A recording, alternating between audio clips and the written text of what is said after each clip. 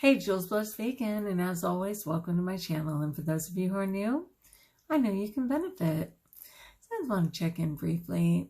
As you can see for the icon of this video, it's no is a complete sentence. It's one of my favorites, and as I mentioned, I had learned that initially in CoDependents Anonymous, and it was a really big one. And it's just part of the 12-step and part of life for many people.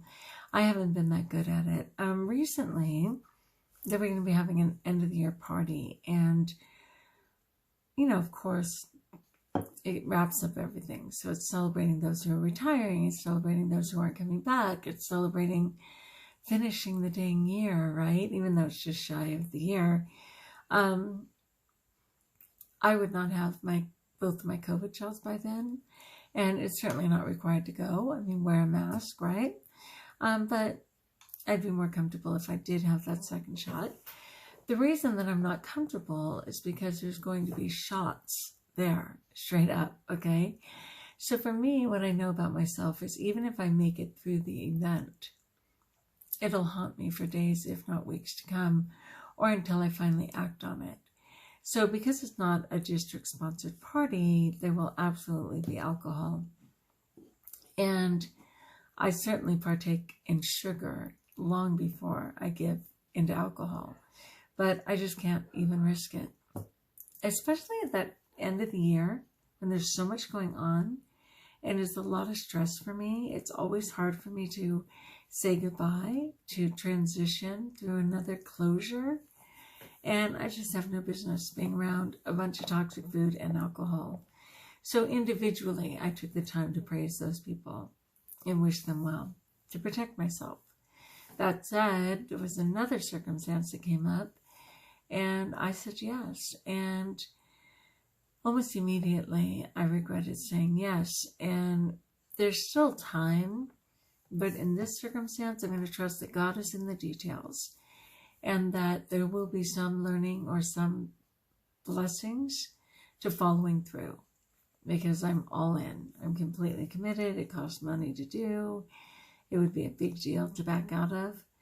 And I'm just going to have to trust it. But learning to say no, learning to believe that you have the right to say no, and really trusting that no is a complete sentence is a process like everything else, right?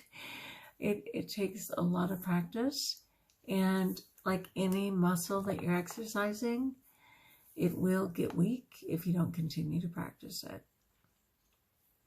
So this is a fantastic article.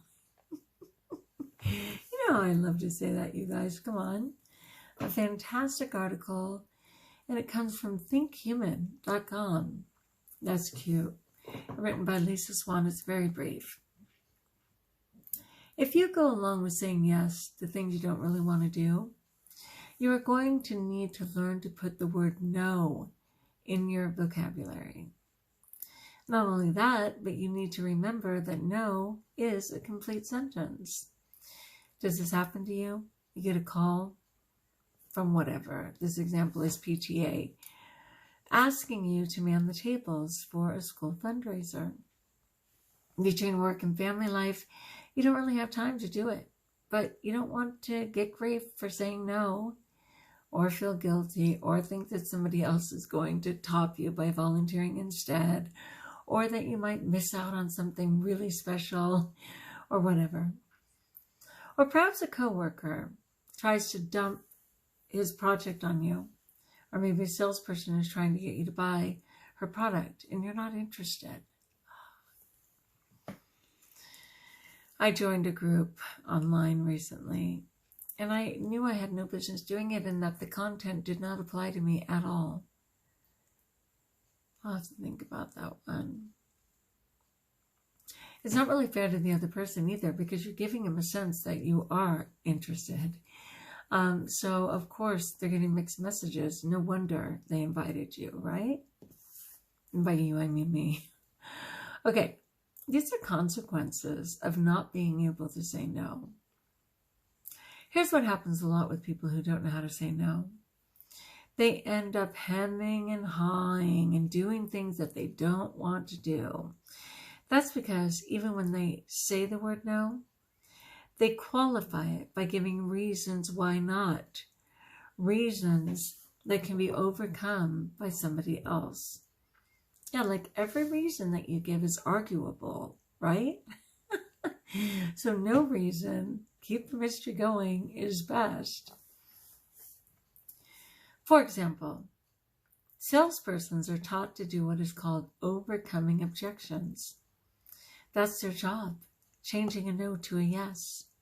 So they're taught to turn around the reasons for a no, to give the person no choice but to say yes. And salespeople aren't the only ones who are good at overcoming objections.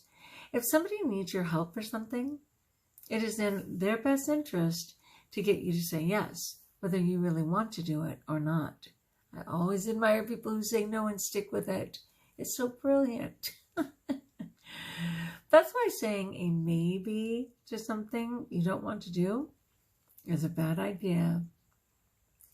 And saying no because is just as bad an idea. Because the person you are saying no to will try to get you to say yes. Here's an example. If you say that you can't bake cookies for the bake sale because you can't cook, the person trying to get you to make cookies will tell you to give it a try by making slice and bake cookies. Problem solved. There are bigger consequences to not being able to say an effective no. Your professional and personal happiness will be negatively affected with you doing things that you don't want to and living a life that isn't something that makes you feel good, all because you couldn't say no to others' demands. Yeah, it's yes served with a side of resentment, right? I so get that. And it's not fair to the other person. You've set them up to believe that everything was cool until it wasn't, until you lied about being sick instead of going to the event, until you lied about the, flat tire, the locked out of your house story, like every single story. It's super unfair. You should have been straight up to begin with, and the person would have moved on to the next person that they wanted to manipulate. Right? Okay, how to say no effectively. Here's what you need to do when you don't want to do something. Say no. That's no, period. End of story. If you want to say no thank you, that's acceptable, but don't add anything else to the sentence. No is the magic word to getting your life back. Just remember that it's a complete sentence and act accordingly. A period at the end of words means stop. It's not a comma with a pause. It's a period, suggesting that the statement is complete. No. That's how you say it in sign language. It actually means N-O. But for short form, you just get to say no. All right, my friends, learn how to say no, and I'll practice too. Like if you like, join us if you haven't. Subscribe. Let me know in the comments below how I may support you. And until we talk again, best of all, no, K-N-O-W, don't be confused. Know that you are blessed.